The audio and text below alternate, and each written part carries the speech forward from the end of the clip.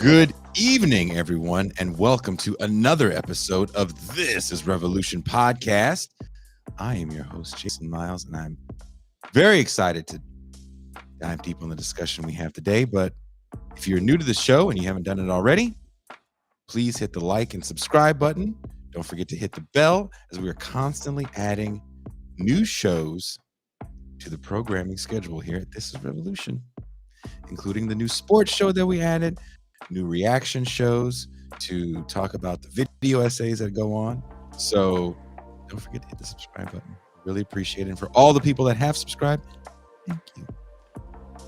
Let me bring in my co-host, my homie, my dog. He is the man of the Mau Mau Hour. He is the Pascal Robert.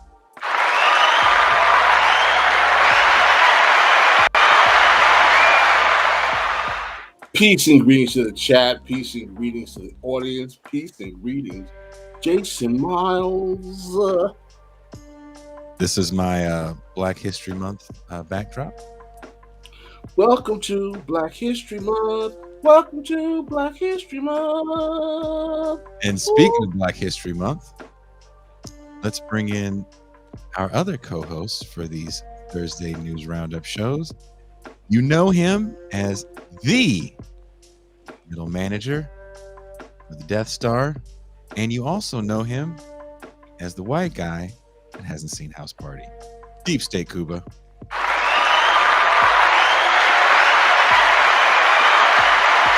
Good evening, everyone. On behalf of the Empire, I would like to wish everyone all the best for Black History Month. From Kishik to Corsican, every life matters. And personally, from Darth Vader himself, there's nothing more important than celebrating and including everyone under the benevolent fist of Imperial Might.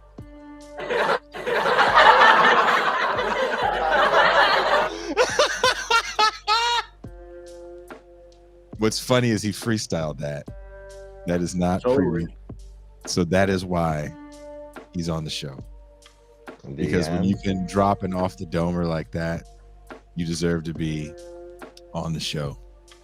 We're going to do things a little differently tonight. Usually we have a different news story from each participant of the show, and we talk about it.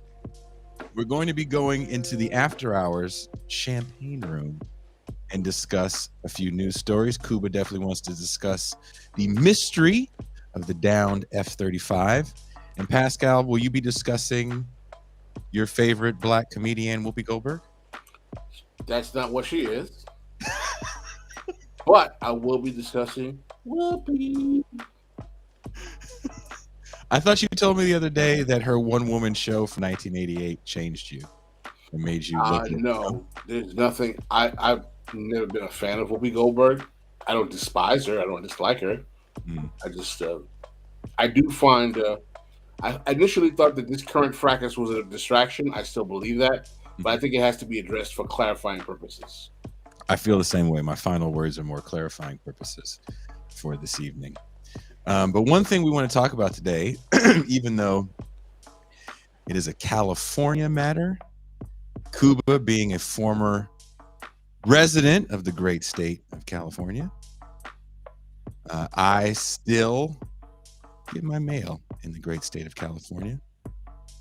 I want to talk about the not passing of California AB 1400 that would have given the state universal single-payer health care. California's quest for single-payer health care died Monday without a whimper, without even a floor vote. California State Assemblyman Ash Carla, who was sponsor of the bill, did not have the votes to get it past the state legislature. This is from the LA Times. Instead of forcing a vote that could be politically damaging for some of his Democratic colleagues, Calra opted to let the bill die, angering the California Nurses Association that has championed single payer for years. Despite heavy opposition and substantial misinformation from those that stand to profit from our current healthcare system, we are able to ignite a realistic and achievable path towards single payer and bring AB 1400 to the floor of the assembly, Carla said in a statement. However, it became clear that we did not have the votes necessary for passage, and I decided the best course of action is to not put AB 1400 for a vote today. And that was in a quote Monday from the LA Times. Now to come on to speak with us about this matter is former candidate for California State Assembly and Commissioner on Asian and Pacific Islander Affairs, Janani Ramachandran is a lawyer, activist, and artist with a lifelong passion to build inclusive and equitable political systems. She is also a strong advocate for survivors of domestic violence. She works on initiatives that further the rights of survivors by making the legal system more accessible, culturally responsive, and trauma-informed. Janani currently serves as a commissioner on the Oakland Public Ethics Commission, as board secretary for Family Violence Appellate Project, and as a board director at Men Creating Peace. An East Bay native, she received her JD from Berkeley Law, bachelor's degree from Stanford, and she's been on the show before. So take that. It's a long resume. It's a long introduction. Please welcome. Ooh, that's how excited the crowd is, Janani.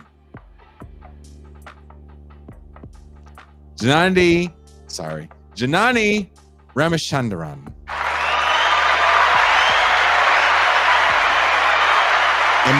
Am I saying your name correctly?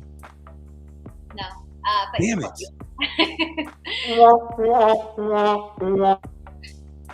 It's Am I close? The first A. It's Janani. Janani. Mm-hmm. I have been trying to practice saying it all day today, and I've been failing because I didn't hit you up first. But that's my fault. So I apologize. Welcome to the show. Thank you for taking some time to talk to us today. How is Oakland doing today? I miss Oakland. You know, Oakland and the state are all going through a rough time. This week, there are so many actions to protest school closures, the closures of Black and brown majority schools in the city. Mm-hmm. And it's pretty tragic that they want to shut down some of these schools that are historic and have been open since the 1870s. Now, I saw in the news that there's a hunger strike by, was it a couple of the teachers for one of the schools that's closing? Yep, that's the one that was open in the 1870s. It's in West Oakland, Pascal Elementary.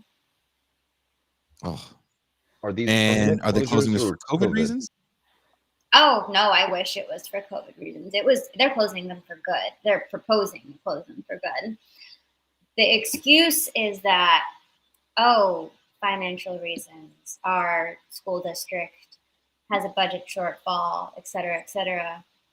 Some of the real reasons involve, we can use that land to sell to real estate developers.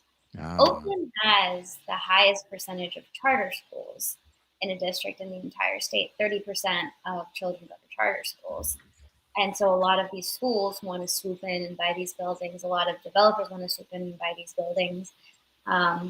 It's not the only reason, but it's one of many reasons why they're proposing these specific schools to be closed. Do you know how many of those children are children of color, Black and brown children? Probably 80+%.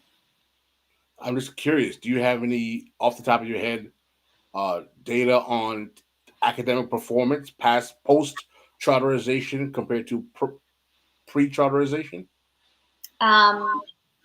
I don't at this point. Yeah, no, but the schools that are being closed, there are 8 schools that are proposed to be closed, and another 7 schools proposed to be merged or partially shut down. They're not charter schools yet, but the data does show that past school closures in Oakland, past closures of Black and brown majority schools have led to, well over 30% of these kids being shuffled off into charter schools or leaving the district entirely. And that's the scary part. So leaving Oakland entirely. Did you have a question, Kuba? Because I thought I heard you say something. No, it was the same question as you had about whether or not these were permanent closures. And it sounds like this is another case of public property being handed over to developers for a quick cash infusion for the city, the school district, without regard for what it means for the future capacity of the educational system. Absolutely. That's exactly what part of the reasons are. And it's an excuse that this is the only way to deal with a budget shortfall. There are a lot of ways. This whole process involved paying $75,000 to a consultant to decide data to, I don't know if it's falsifying data, but definitely cherry picking data to show that school closures are the only way to solve our budget shortfall. And I'm like, well, that's $75,000 that you could have saved. There's so many other ways you could be saving money. I mean, this is further demonstration that the illusion that somehow we have pivoted out of neoliberal privatization or the neoliberal private-public partnership that has been so continuously touted by admirers of the Biden administration to demonstrate that we have somehow moved into the post neoliberal. And I know some people are like, well, what does that word really mean? It means kind of like public-private partnerships or a governing structure in which state assets are fused with private assets to diminish dominion and control of the state, which is the fiduciary responsible party to the citizenry. And it sounds like what's going on in Oakland is hyper neoliberalism. Well, also some of the charter schools people are big fans of because they're specialized schools for the arts and shit like that. Sorry, things like that. But got to cut Pascal with cussing.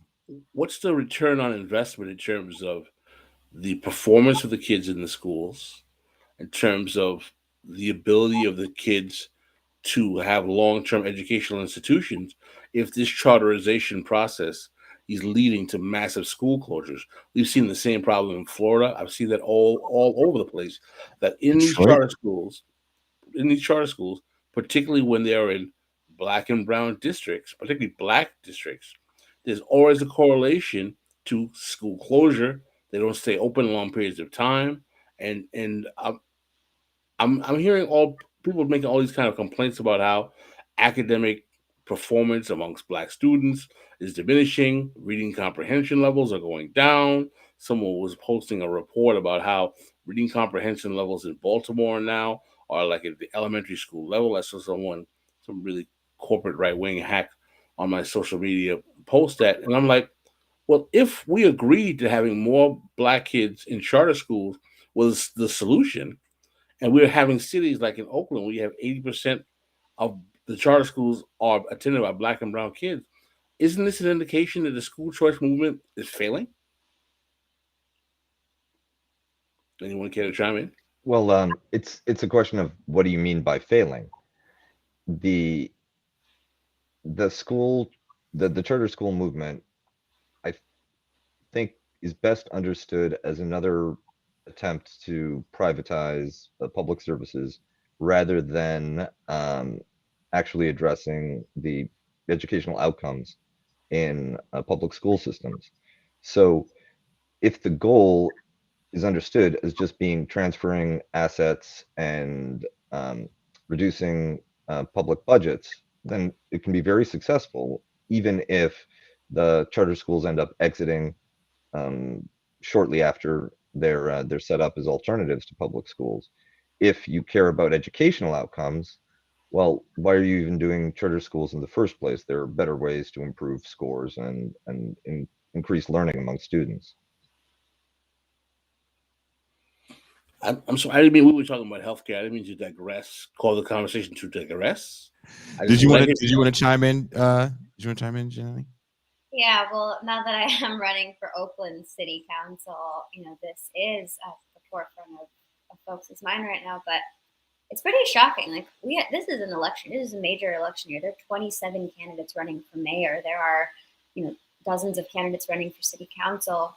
And I seem to be the only one attending these protests. And there are extremely few sitting council members or school board members that are even speaking up about this. And to me, school closures are not the most controversial issue. The answer is they're wrong, period. But the silence from our electeds and other candidates tells me that there are interests buying folks already, even before they're elected. And charter schools pour a lot of money into open races, into school board and city council races, a ton of money. And some of these charter schools are owned by the same networks of charter schools are owned by the same billionaires that are trying to buy, that already bought the Oakland Coliseum land and are now trying to create this ridiculous a stadium proposal in a completely different part of town. And that's a whole separate conversation. But they're all connected. Just real brief, the Coliseum. So who owns the Coliseum now? It's no longer owned by the city? So it was half owned originally by the city, half owned by the county. Mm-hmm. It's almost a done deal that both parts have been sold. There's legal battles among one of those deals, but it's pretty much sold to the Fisher family, who owns the land and now wants to use it as a money-making machine to then transport the stadium to a completely unrealistic part of Oakland. That's the waterfront project? Mm-hmm. Well, that could be a whole other show, because that is also a very complicated situation where there's a lot of misinformation coming in about the realities of that. But I want to kind of focus more on, you're making me so sad. I want to focus more on the failure of AB 1400 to even get a floor vote. Now, can you explain a little bit what AB 1400 was or is? So AB 1400, well, it's officially dead, so it's now in the past tense, was a bill to implement a single-payer healthcare system in California. That means that every single person in the state would get health insurance, would not have to pay copays, would not have to pay premiums for the majority of their everyday health services. So you would still be able to go to your private doctor, but the people paying for that doctor's visit wouldn't be your insurance company, it would be the state. So it's a way to streamline things, which is a major problem, because now 1 out of 33% of our healthcare dollars is going towards insurance company overheads, shareholder profits, things like that are not actually focused on marketing efforts, things that are not focused on actual patients. And statistically, 10% of Californians, which is 4 million people, don't have any kind of health insurance, but almost 1/3 of Californians don't have legitimate health insurance. For most of last year, when I ran for state assembly, I didn't have health insurance. I was originally working as an attorney, but it was a temporary job. I didn't have insurance. And then when I ran the campaign, had to take some time off, I didn't have health insurance. I had one of these bogus deals that was really would be considered might as well not having health insurance. And that's like Cobra kind of situation? Yeah, and that's 1/3 of our state. Mm-hmm.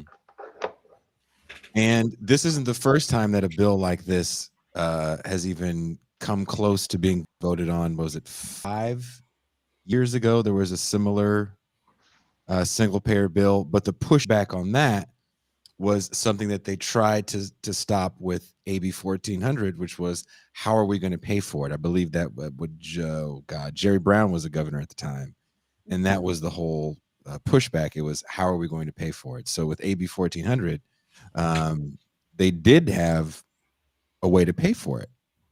They did. They absolutely did. Which was a new tax, correct? Mm-hmm. And utilizing, I think, some of our budget surplus. Which we do have a very nice budget surplus here in California, which Gavin Newsom has been bragging about. Now, here's my question to the panel. I'd like to hear you guys' response to this. Gavin Newsom, who ran on wanting a single-payer system in California, when one was presented, kind of got quiet about it. And the one thing he did get a little loud about was an expansion to Medicare that he's proposing. What's going on with the the state legislature, Kuba?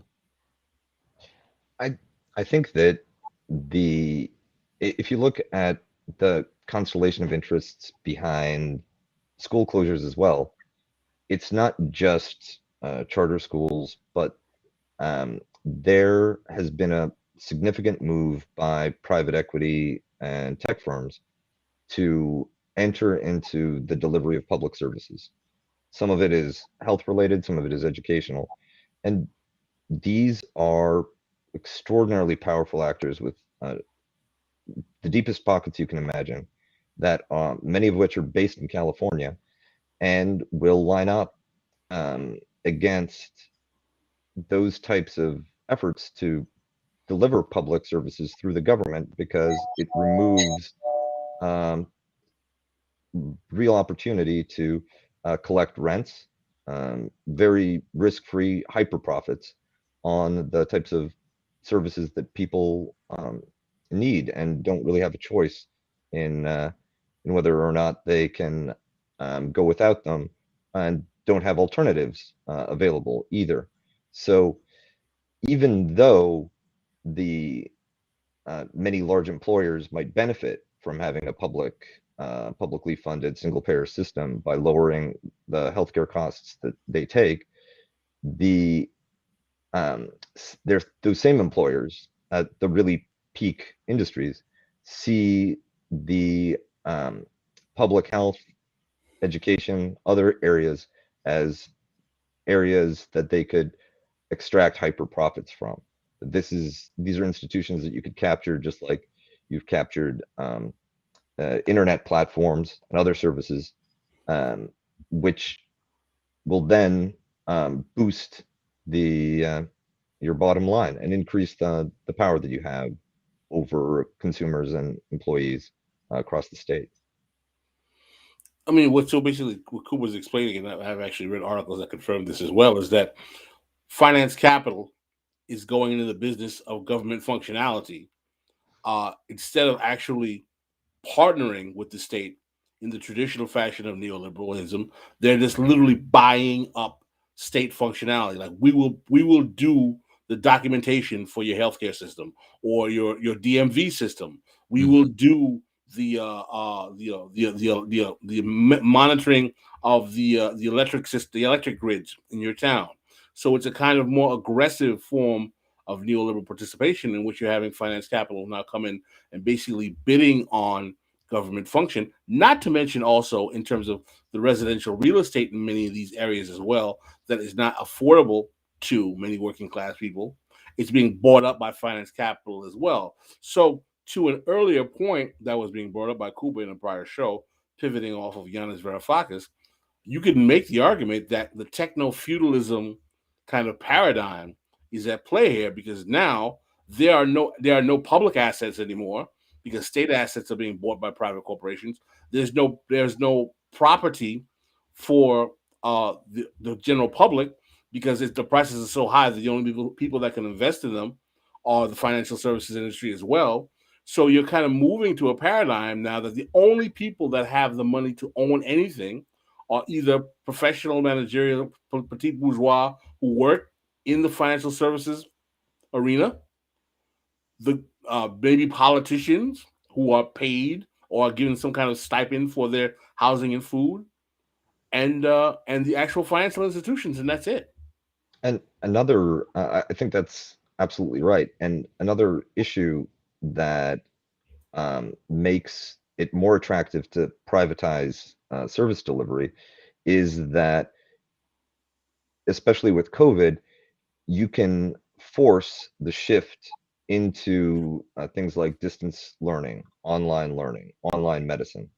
And when you have a state that is providing those services, you have more resistance to that kind of, tech-led efficiency, which would reduce the potential windfall profits of shifting that into private hands.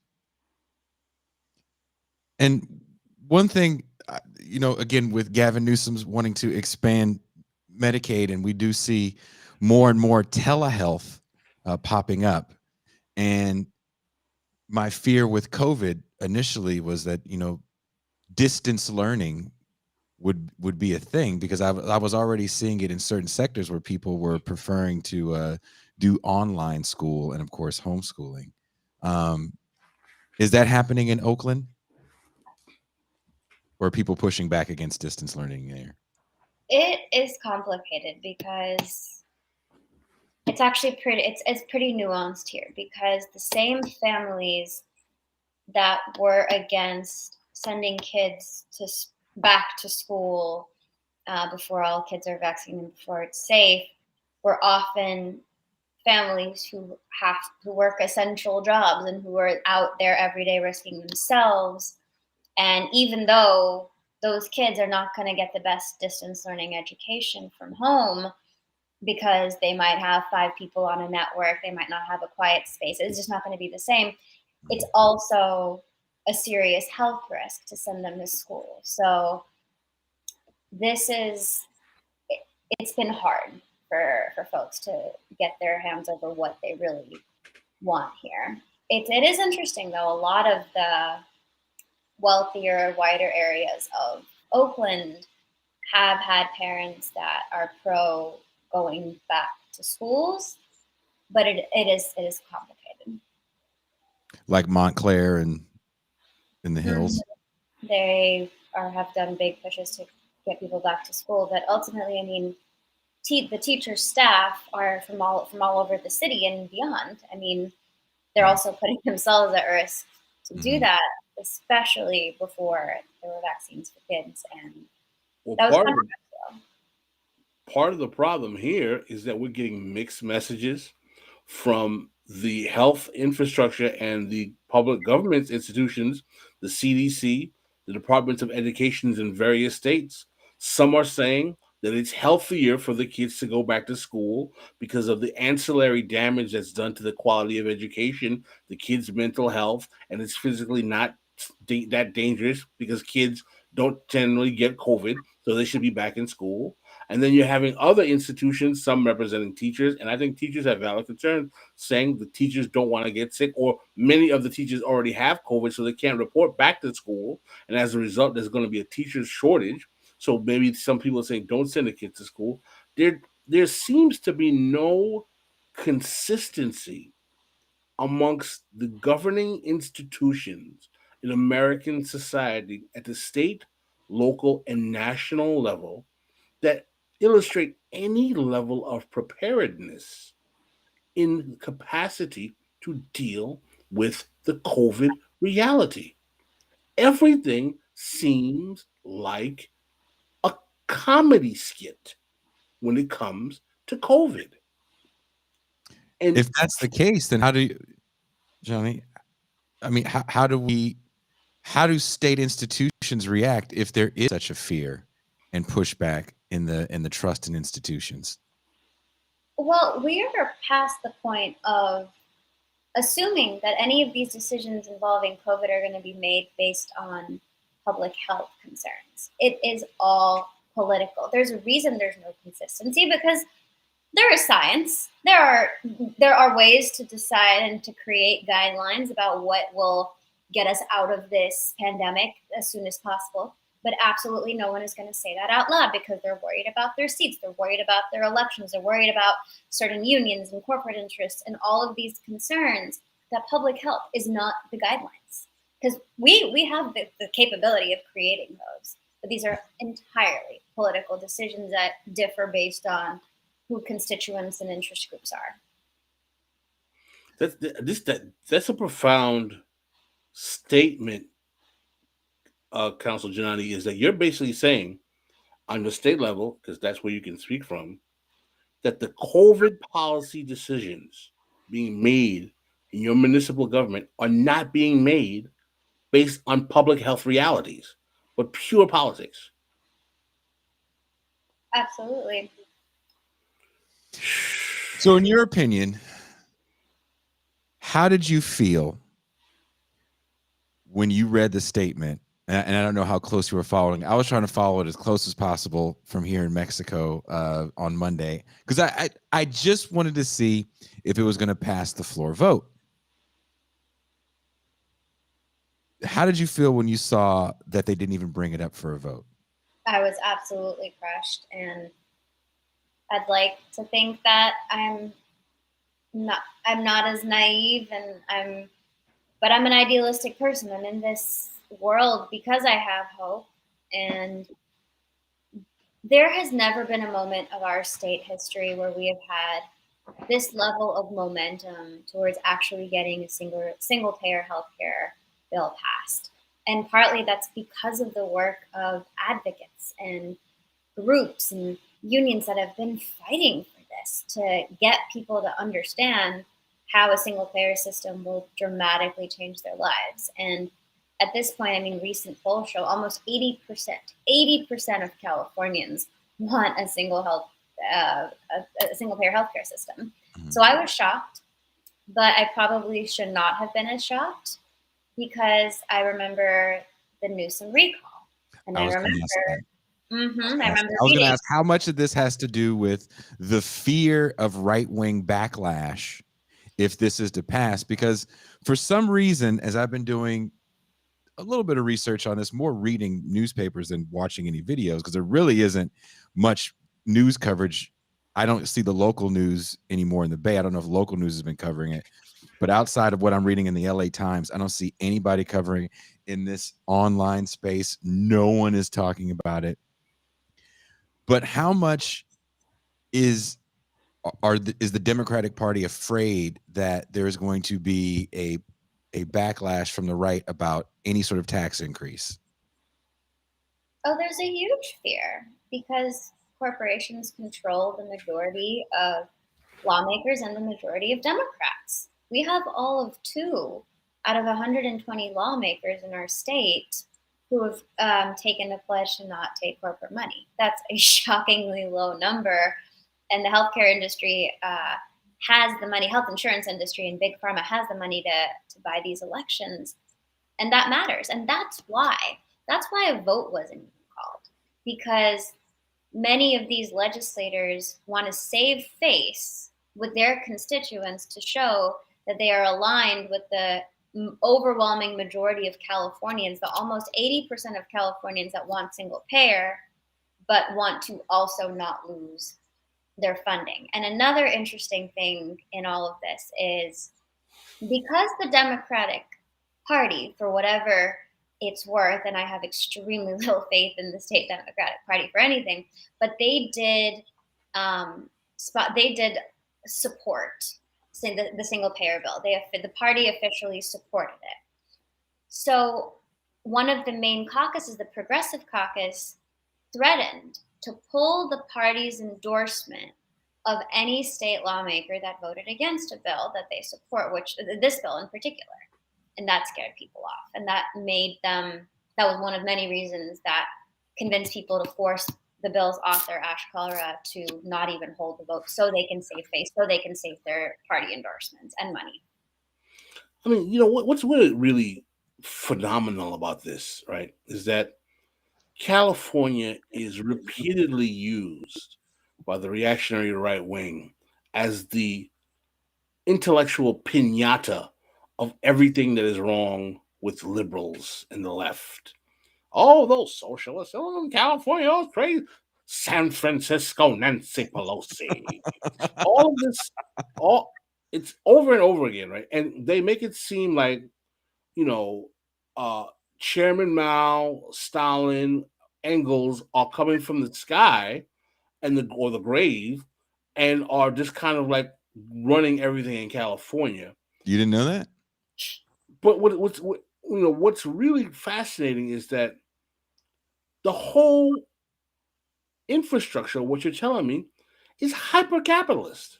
Like, it's not like the illusion of the progressive California is the problem because it's not progressive. Not at all.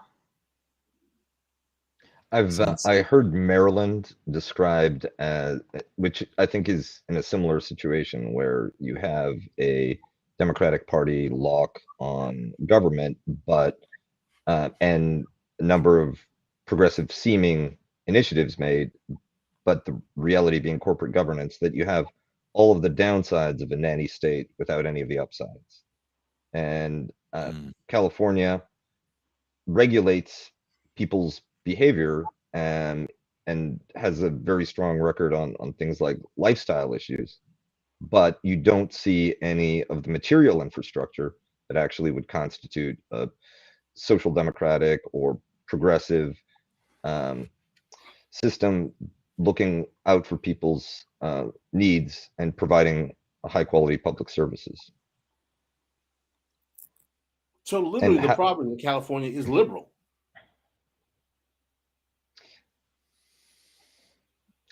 Yeah, I would say so.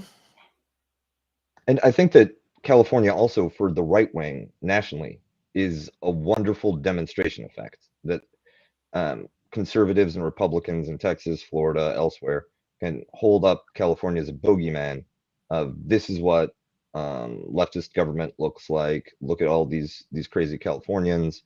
Look at what they vote for. You have high taxation without having anything to show for it. And one of the reasons that I was pessimistic about this bill passing what had to do with the fact that if you had single payer in a major state like California in the United States, then that would be the first domino. It would be very difficult to sustain the private healthcare system in the rest of the country. In Canada, the move towards national single payer also started with a single province, Saskatchewan, which introduced a single payer system, which there was all the similar kind of scaremongering. Doctors were going to quit en masse. You wouldn't, healthcare would be rationed, costs would go out of control. And when it turned out that none of those doomsday scenarios materialized, the pressure from the rest of the country to adopt similar programs and to nationalize single payer was irresistible. So it's not just the conservative forces in California that have an interest in preventing single payer from being established there, but nationally, that failure is significant in shoring up the private healthcare system for every other state. But wouldn't you think there would be more people, especially in this space, that would want to bring attention to this situation in California, since this was such a watershed moment in our world, the online left, and Jason, it got crickets. This was no one's really covering this. You're validating all of the critiques you've been making about online left podcast BreadTube for the last 90 days. You mean cyber Leninism? I wish it was cyber Leninism. Well, our wonderful guest is double booked. Wow. Counselor Janani double booked us? Really? Double booked. Well, she's got to go local. She's doing local shows. She did the national show here, and now she's going to go talk more local in the weeds, Oakland politics. It's all connected, and I am happy to be here and grateful for the opportunity to come back and chat. But I think, as you were saying, the fear is that domino effect, because I'm still hopeful. I'm still an idealistic person. We are going to get single payer passed. It's probably not going to be next year or anytime soon, but it's going to start with Newsom expanding Medicare this year. And it will happen, because this is a moment people didn't understand what single payer was in the past for it to build a momentum that it has now. But this time there are, except for big pharma, health insurance, and other industries, as far as the people go and as far as community groups and others go, people from various parties that are from various non-mainstream parties as well, it makes a difference, and it's spread. People understand what it is and know that it's worth fighting for. So I am absolutely hopeful that we are going to get it passed. And Councilwoman, how can we support you in your run for city council? Thank you. Oh, I like that. Councilwoman already. You can follow me at Janani for Oakland, number 4 on all social media. You can follow me at Janani for Oakland on my website. Would love, this is still a people-powered movement. People want to volunteer their time, chip in a small dollar donation, support, share, follow on social media, whatever it is. Everything helps us get to where we want to be, because Oakland, like California, has a ripple effect, and things that are done in an innovative way, in an equity-focused way here, will have an effect in cities across the country. I'm putting a link up to your website in the chat. And do you have the whole Act Blue thing where people can send a small dollar donation if they have it? OG move in the private chat. Thank you very much. Is it Arthur Jones or John Jones? One of the hosts for the show you're going on next. Oh, John Jones. John Jones was an early guest on this show. I think it's episode like 19. I was only at episode 19. He was a guest on this show, and we talked about what he got passed as far as removing the "Have you ever been convicted of a felony" on rental applications in Oakland. So please tell him that Jason from, it was a different name back then, but I said hello. Absolutely, will do. Thanks all for having me. Thank you. Thank you. Best of luck.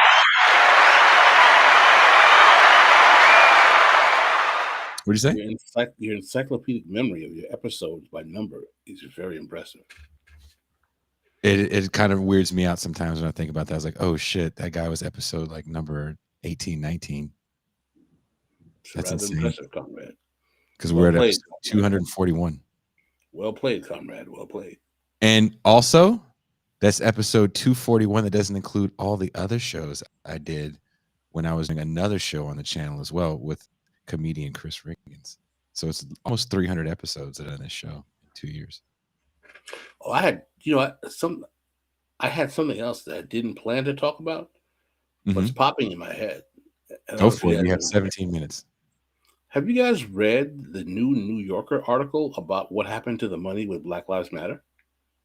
I've heard about it, and like I saw it come up on blogs and feeds that I follow, but I didn't dig into it. Tell us more. Basically, massive amounts of millions.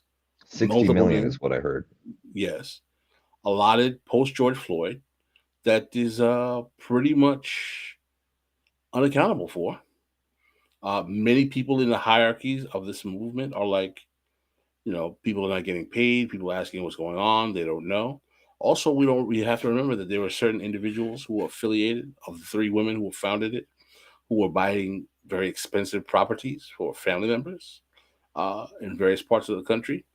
I feel that folks who have been friends of this show, Cedric Johnson, Adolph Reed particularly, my mentor, dear departed Bruce Dixon, who early on stated that pretty much Black Lives Matter is going to be an identity politics hustle of more kind of gender fluid, intersectional neoliberalism, wokeness.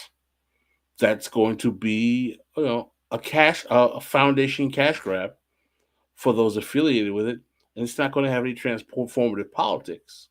And they were getting pilloried, not even so much from the Black left, or not even so much from Black liberals, but they were getting pilloried by white leftists and sock dem types who were pivoting woke, some of them who were very close to these individuals before the Black Lives Matter phenomenon.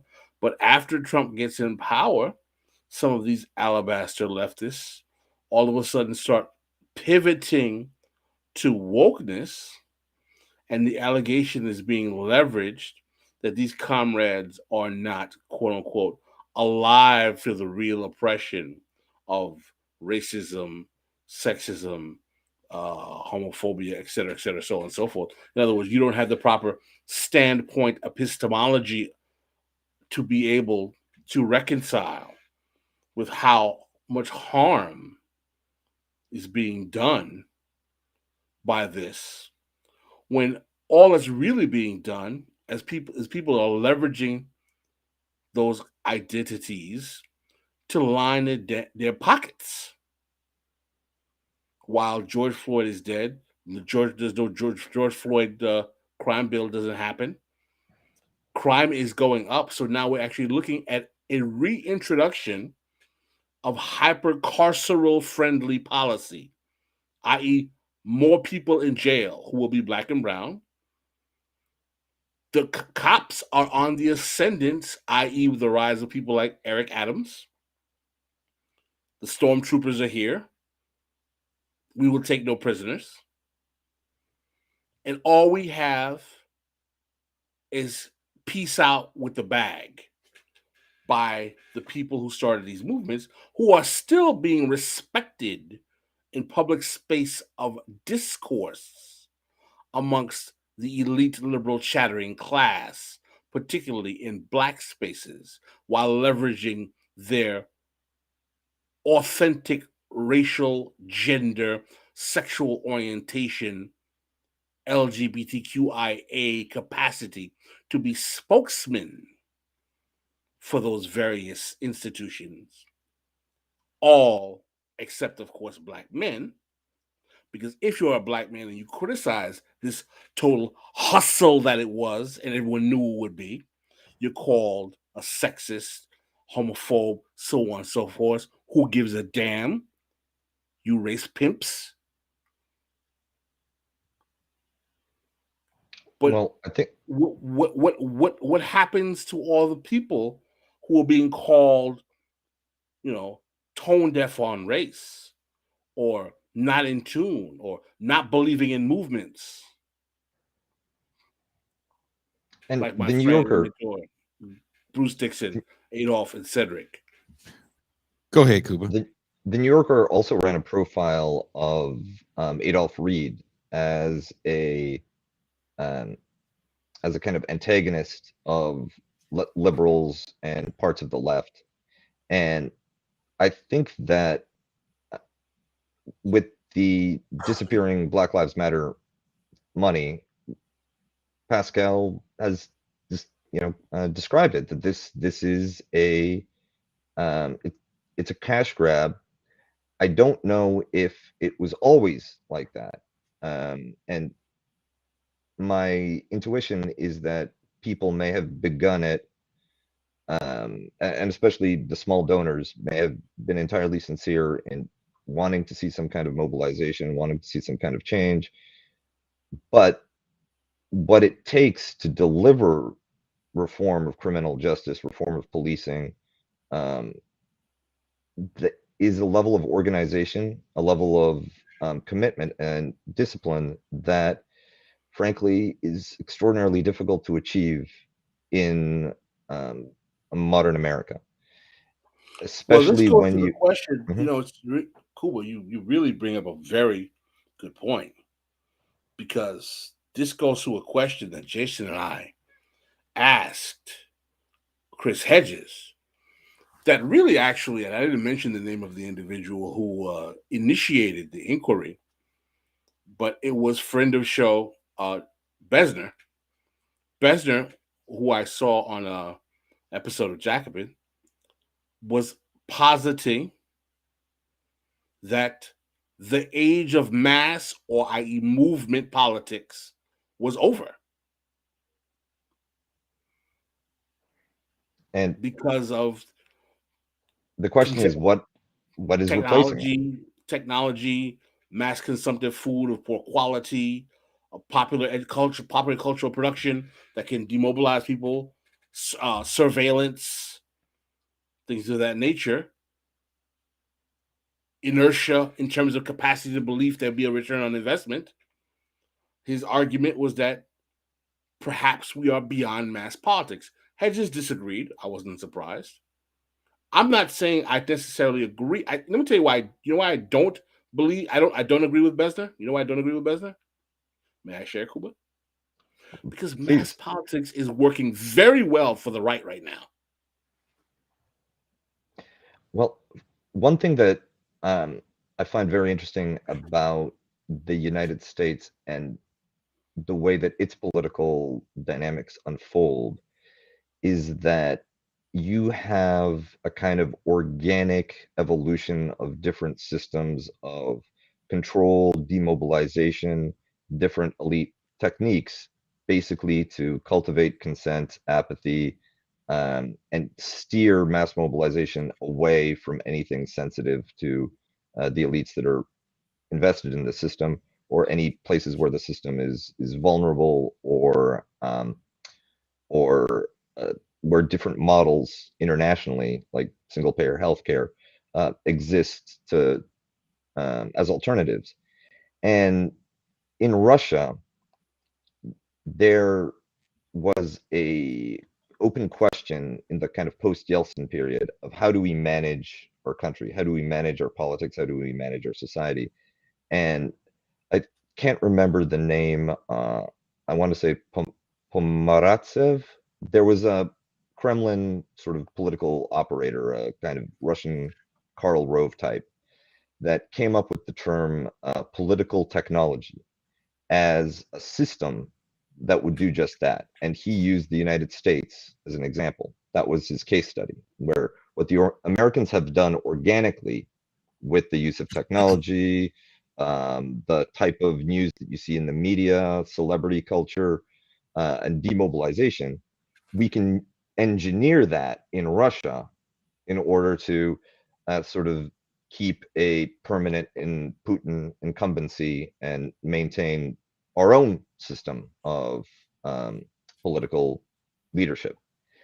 And I think that the conditions for mass mobilization, as you pointed out, they work on the right, but we're going to need to find new techniques that can survive in an ecosystem that's driven by social media, where people are having difficulty meeting in person, where rather than having geographically concentrated groups of activists and like mobilized working class voters and participants, you have a dispersed population. It's the kind of Green Party problem, where you may have 5 or 10% of the population that supports you, but they're scattered across the entire country. So it's difficult to translate that into a share of power, difficult to do anything with that.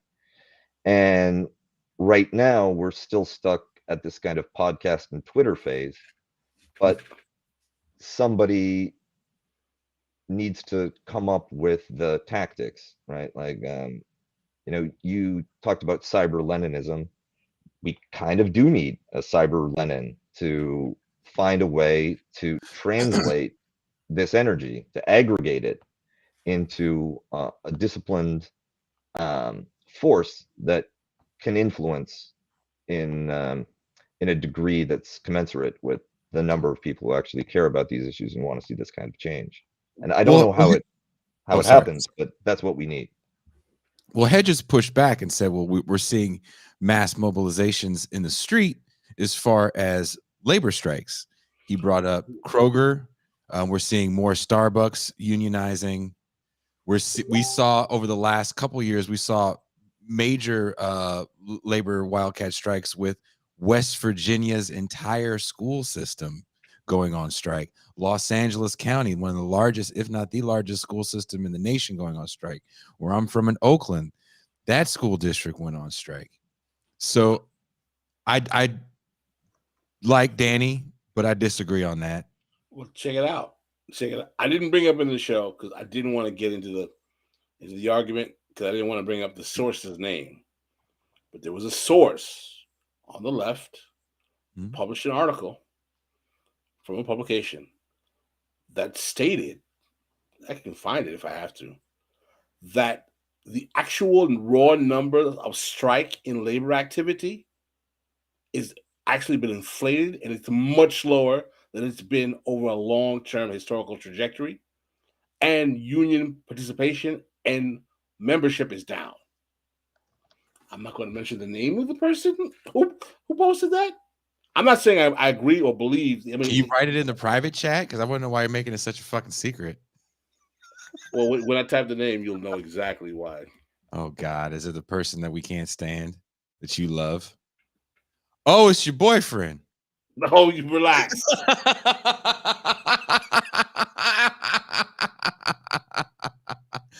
And what did he say again?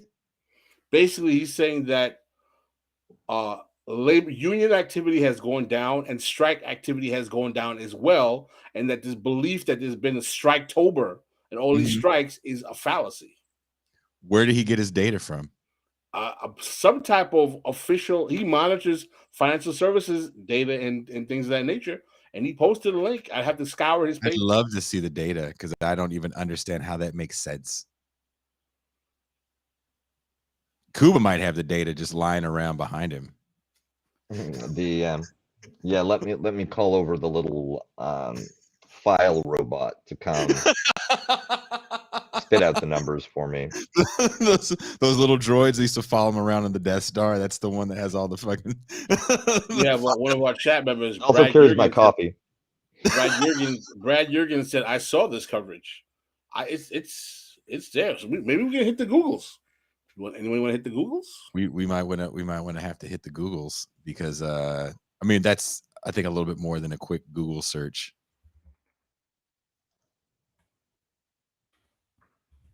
I mean, you know who would be a good person to ask? Maximilian Alvarez.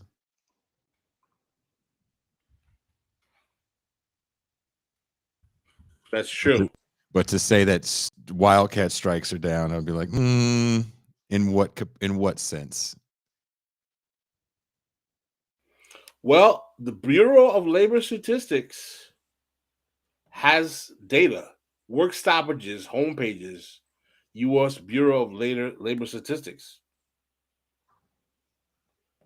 This is going to be hard to read. Because you need glasses or because there's just a lot of words? It's just kind of like very econometric. Yeah, that's what I said. It's like it's not something you're going to find in like 5 minutes. Okay, right here. In 2020, there were 8 major work stoppages, the third lowest number since 1947. Major work stoppages for annual 2021 is scheduled to be released on February 23rd, 2022 at 10 a.m. So that's the news. Although lowest since 1947 in 2020. I'm looking at the data, and it says annual work stoppages involving 1,000 or more workers. It could very well be that with the decline of unions and organization, workplaces where you could have 1,000 or more workers to strike unavailable, and work stoppages may be falling under that threshold, and so they're unreported. But that's just a hypothesis. I don't know what the reality is. Yeah, I think you got a boner when you read that and didn't really think that. I'm not claiming I have the best analysis on this. Is off the cuff. So I'm looking at. We got more Bureau of Labor Statistics. I can't even read this. This is like union membership decreased by 190,000 over the year in public sector. The public sector union membership rate declined. There's also, I mean, is it accounting for privatization in the public sector? This is in 2021. Is that accounting for privatization in the public sector? In 2021, the union membership rate continued to be the highest in local government, 40.2%, which employs many workers in heavily unionized occupations such as police officers, nurses, firefighters, firefighters, and teachers. The number of union workers employed in the private sector changed little over the year. However, the number of private sector non-union workers increased by 2021. I mean, a lot of people in management in public sectors are non-union. The private sector unionization rate declined by 0.2 percentage points in 2021 to 6.1%, slightly lower than it was in 2019 rate of 6.2%. Industries with high unionization rates included utilities, 19.7%, motion pictures and sound recording, 17.3%. Time out. Pascal, stop reading for a second. I just need you to stop for 1 second.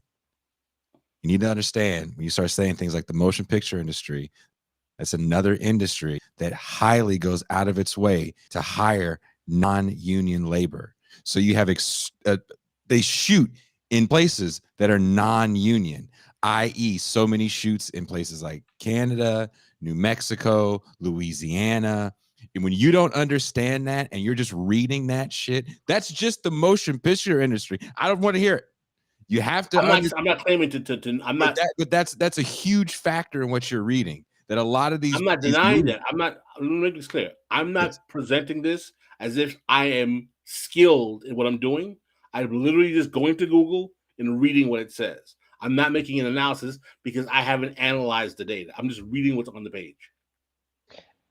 And the even if you have this very large pool of shadow non-union labor in the entertainment industry because of things like you've said, filming in non-union locations, the absolute number of unionized entertainment industry workers is still going to be pretty high compared to the extinction of unions in other sectors. Oh, there's a Jacobin piece that talks about this. I've heard someone just mentioned by someone.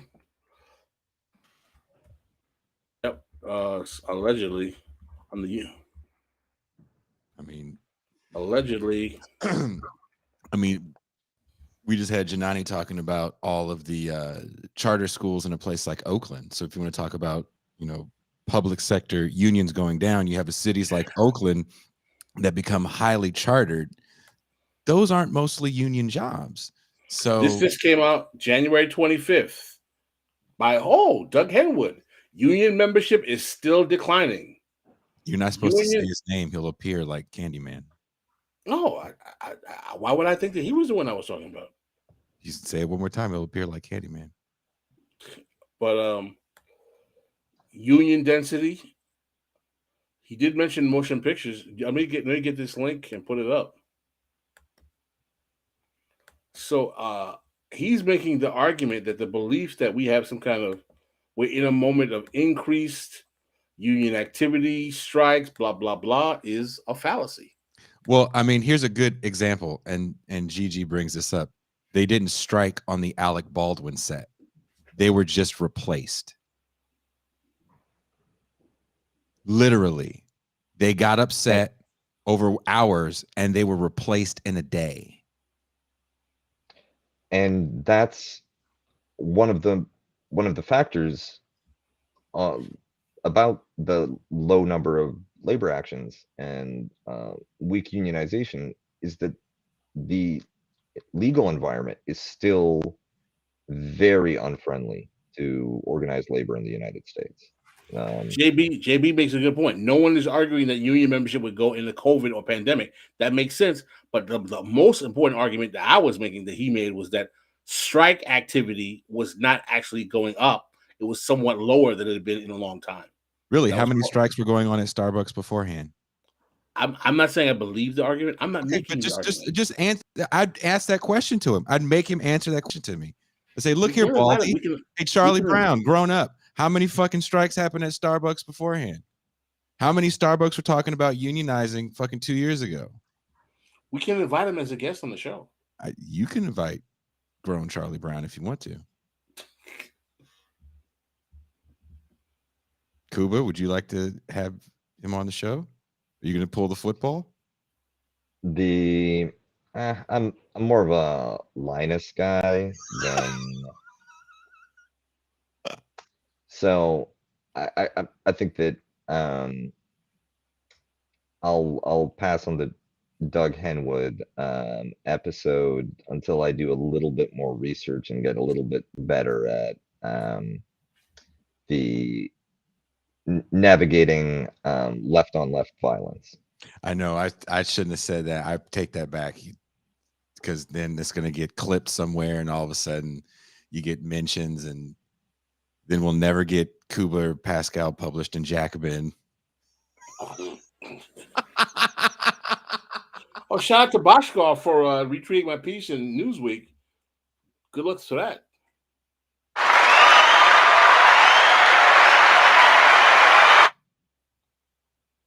Jeremy S. said Liza Featherstone will be a good guest. Liza Featherstone is pretty interesting. Well, we have gone too long, guys. We fucked around on Pascal, making us mad. And why would I ever want to do that?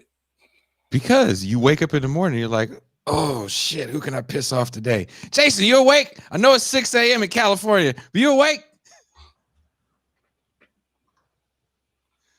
So untrue.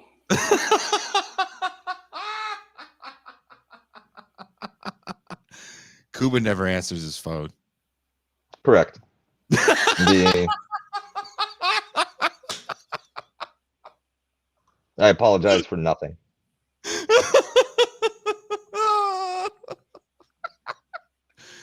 Fuck, man. I had this whole thing I was going to fucking read to end the show with.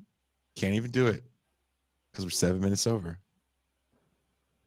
It's fucked up. So, did you see this in the chat? Did you see this, guys? I'm putting on the screen. Did you see that? Raised to be hostile. So mean. I'm so hurt right now. Well, you know what? Thank you guys for watching the show. There's links in the chat to follow Janani, and if you have the means and would like to help her campaign, you can donate. There's definitely links to her website where you can donate and phone bank if need be, if you have the ability to. We will be heading into the bonus after hours champagne room as we went 8 minutes over. 8 minutes. Do you see what Born Center Cold World said? I can't even repeat it. That's so horrible. He said Kuba is a white man. He has no. There's been, when we play this for the audio only, I feel so bad for the audio only people because you missed some of the funniest comments about Kuba's lighting and it doesn't have lipstick. And someone said that Kuba's stuck in a Fiona Apple video from the early 90s or mid 90s, and I thought that was the funniest shit I've read all day. Man, I can't catch a break. If it's not the audio, it's the lighting. By the way, I liked your lighting. It was cool and all that. I thought the lighting was fine. The audio was, everything was crisp. Everything was perfect, man. This is the most crisp you've ever been. And by the way, where are you? Because that crib is kind of chill. It's very fat, by the way. It's kind of awesome. Oh, this is I'm back in Kelowna. This is my sister's basement. You ever notice Kuba is always filming from a new piece of property he's obviously taken by eminent domain? I mean, that's the beauty of having Death Star access, right? Like if you ask to crash on a couch, people say yes. And they give you the couch.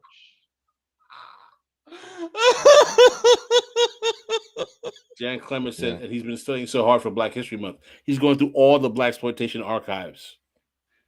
He did. That's the only time he messages us to go over the right terms to use. When he should use the A or hard R. Yeah, my Excel spreadsheet of forbidden terminology just expanded by at least 30%. And a lot of it wasn't things that I were using. It was things that I didn't know existed, but I should never use them.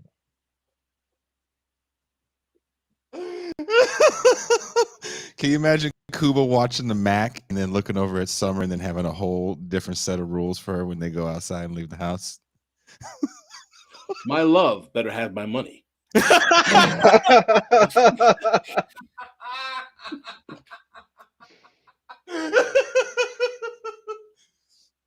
Oh yeah. Shit. I should maybe that's a good project for me to do. Just take hip-hop songs and blaxploitation movies and work the scripts and the lyrics, replacing all of the no words, with acceptable alternatives. Like, comrades, please. Or where my comrades at?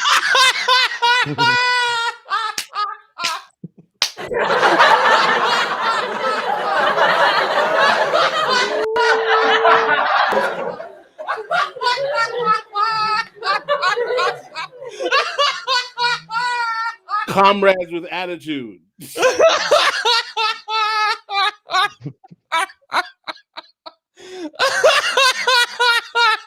My comrade.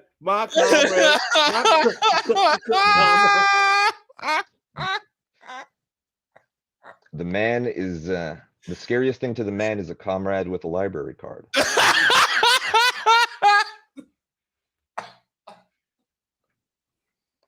All right.